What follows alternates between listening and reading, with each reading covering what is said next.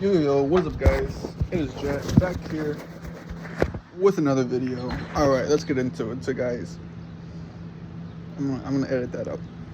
Let's get into it, guys. Okay, so today we are gonna be working on my Honda Element. As you see here, that's what it looks like. So the reason I'm working on this is because my tires, they had a lot of one-sided wear. This is a new tire. They had a lot of one-sided wear. What the fuck do I have on my face? We're gonna edit that out. A lot of one-sided wear on one. This is a new tire, so you cannot see it anymore. For this is before I get into that, just to preface, this is more of an advanced video. Don't do this unless you already have a fair amount of tools and experience. Start with some easier shit first. You know, just change a tire. Just see if you can even do that. Anyways, as some of you who are watching this with me already know, that is usually an indication of either misalignment or bad bushings. So rather than take it to a shop and look at it, I looked at it myself. I'm looking at it myself, and yeah, I got some pretty shit bushings. So I've already started this job. We're like midway through, as you can see. This bushing right there is pretty cracked. It's not awful, but you know, when I take it to get aligned, I don't want them to be like, yeah, it's your bushing, we're gonna have to charge you $1 billion to replace that. I'd rather not do. I'd rather just spend the, these are like what, like 15, 20 bucks, 15, 20 bucks myself to replace the bushing. No, it's probably more like 20 bucks. Replace the bushing, or this is actually not the, this right there is the bushing. You can replace just the bushing and it'll be ever so slightly cheaper, but I don't have the tool to push that shit out of there so you can put in the new one, and I don't want to rent it or whatever. It's easier for me to do this. I'm not a professional. I'm just some guy who's cheap. So that being said, I think where I want to start off with this is probably we're gonna take a couple steps back. So one of the tools you're gonna need here is a jack. I recommend getting a good and strong jack. This one's a 3-ton Daytona. I've heard a lot of good things about it. It can lift like 2 of my fucking cars, almost 2 of my cars. So I think it's generally considered safe. You don't have to get a 3-ton one. A 2.5 or a 2 will be good for, this is an SUV too. It's technically a truck, but it's like an SUV. A 2-ton can work. Even just a scissor jack would probably work too. You can do that, and if that's what you're doing, more power to you, man. Fuck it. Me though, I plan on doing this shit a lot, so I got me some good shit. Anyways, so you're gonna get your jack, and then you're going, if you're starting on the rear, this is what this job is today, the rear. What you're gonna do, okay, so Honda says you should jack it up right here. That's the jack point for the rear that they say, because I'm doing both. We also have jack stands, you can see. They're on the lip. If you know, you know. I think that's stupid to do it right there. This is such a small point, and it just doesn't look sturdy to me. So what I did was the rear cross member. This looks a lot sturdier. There's a lot more surface area to go onto, so I put it on there. You don't gotta do that shit. If you don't want to, don't fucking do it. I don't care. That's what I did, and it worked for me. You also might have a 4x4, and that might look different for you, so do what you gotta do. Anyways, jacked it up here, put my 2 jack stands, as you can see, and then from there I proceeded to take off both tires. Boom, boom, tire. And after that, what we did was we proceeded to come over here. This is where the old one was, right there. You can see. Yeah. Anyways, that's where the old one was. And what we did was first we disconnected this little thing right here, took it off. Mine didn't come with a little bracket, so that's what we had to do. So we took this shit off. Oops. And then from there,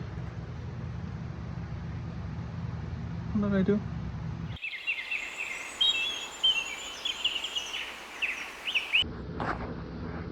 Alright, so I was tripping. Yeah, you just gotta take off the wheel, and then from there, you loosen these bolts. This is an 18, and then this one's a 17, or vice versa. And you take those off. Boom, boom, boom, boom. This thing will fall a little bit. It's not gonna fall too much. Don't trip. And then from there, what you do is you take this shit off. So right there. Then what you want to do, and I'll show you with this other one, is if it's the same as mine, these are adjustable. So what you can do,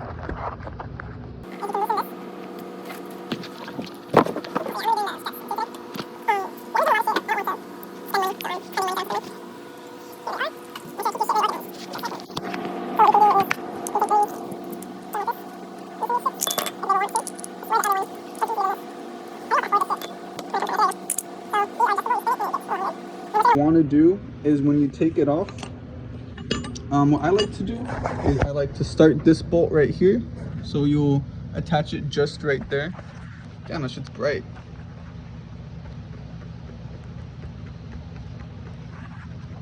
You'll attach these two bolts right here. Boom, boom. You're probably gonna want, ideally, this is a 17. It fits right there, but it doesn't fit with the fucking ratchet in it. So you're ideally gonna want a 17 deep. I don't got that. I made it work with the fucking wrench like this. Anyway, so you hold one end, then you hold the other one, and then you take it off, and then you put it back on, and then from there you make this one hella long so it reaches this shit, which was sagging this way, and then you put it there, then you tighten it up so it goes in real steady. You don't have to like push your whole fucking body weight on it to get that shit to line up. From there, you tighten this one up, then you tighten this one up. And then what I like to do is I like to make sure that they align like this, Ideally, what I'm gonna do after this is get an actual alignment so they'll make this shit right. But right now, I'm just making it look like it did before. So yeah, we did that. And now what I'm gonna do soon is replace this sway bar link too. I got a whole set of shit. It's all inside over there. I got a whole like set of these bearings and bushings and whatnot.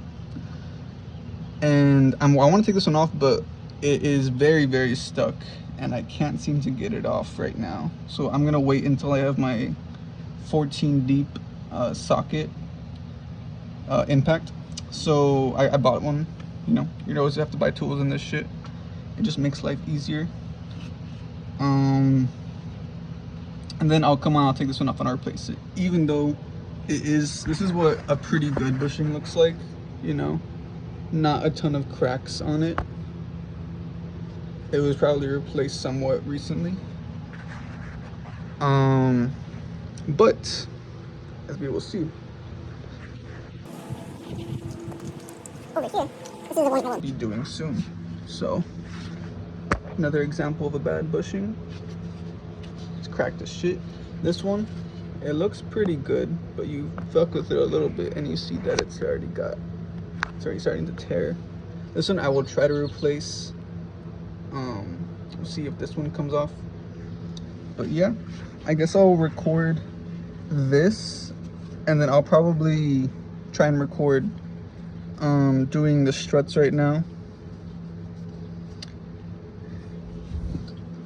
So those ones are also pretty simple for this particular job.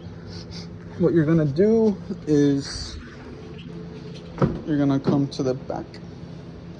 Most cars are gonna be built this way so that you can indeed take the struts off without too much difficulty.